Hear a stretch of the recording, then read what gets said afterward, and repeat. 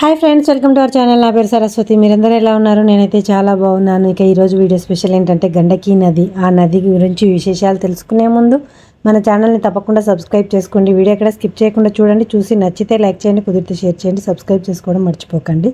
అయితే ఇక్కడ వీళ్ళందరూ గండకీ నది ప్రవహిస్తున్న ఆ ఏరియాకి వెళ్తున్నారు. అంటే నది దగ్గరికి కాకుండా టన్నెల్స్ నుంచి వాటర్ వెళ్తూ ఉంటుంది. ఆ వాటర్ది తీసుకోవడానికి కొందరు అక్కడ స్నానాలు చేస్తుంటారంట. అలా అక్కడికి వెళ్తున్నారనమాట.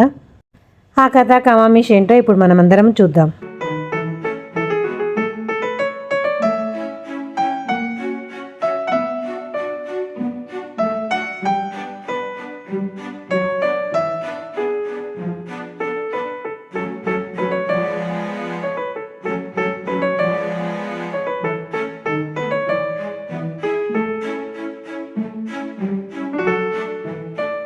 హలో ఫ్రెండ్స్, ఇక్కడ ప్రవహించేది పాలగంగ అనుకునేరు. పాలు అలా పరుగులు తీస్తుందేమో, పాల ప్రవాహం ఏమో అనుకునేరు. కాదు, ఇది గండకీ నది అంట.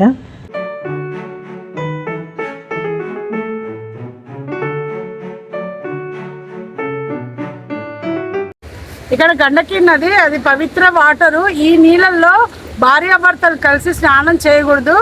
ఎవరైనా సింగిల్ గానే రావాలి. సింగిల్ గానే ఇక్కడ నది స్నానం చేస్తే ఒంటి అంటే ఏమైనా జబ్బులు అవి ఉన్నాయి అన్నీ పోయి ఆరోగ్యంగా ఉంటారు. వాటర్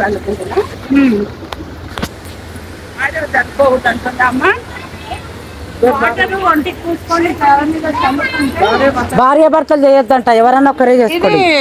బాటిల్స్ ఉంటే పట్టుకొని వెళ్తే అందరు 10 మందికి ఉపయోగపడుతుంది కదా.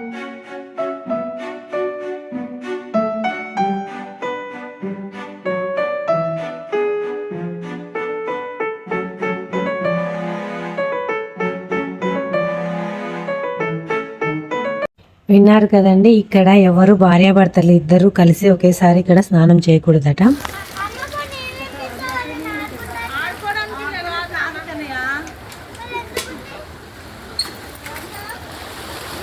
ఇదిగోండి, ఇక్కడ వీళ్ళందరూ బకెట్తో అన్ని నీళ్లు తీసుకొని అంటే ఇంటికి తీసుకెళ్ళి అందరికీ ఇవ్వడం కోసం ఇలా బాటిల్స్లో నింపుకొని వస్తున్నారనమాట.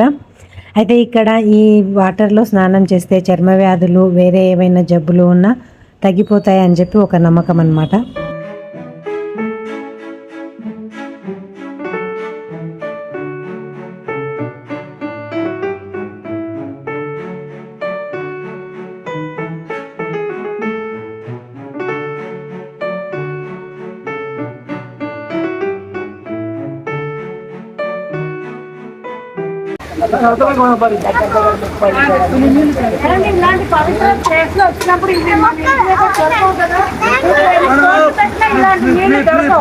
అబ్బా, నాకు ఇంకెవరన్నా ఒక బాటిల్ ఇయ్యరా?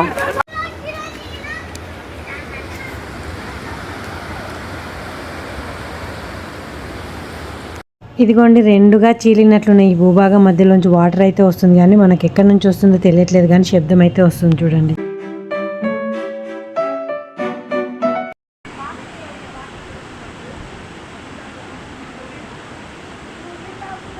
అయితే ఈ నేపాల్ కొండలలో ప్రవహించేది అంతా గండకీ నదేనంట. అయితే ఆ గండకీ నది గురించి ఒక కథ వృత్తాంతం ఉంది. ఆ కథ అంతా నేను ఇంకొక వీడియోలో చెప్తాను.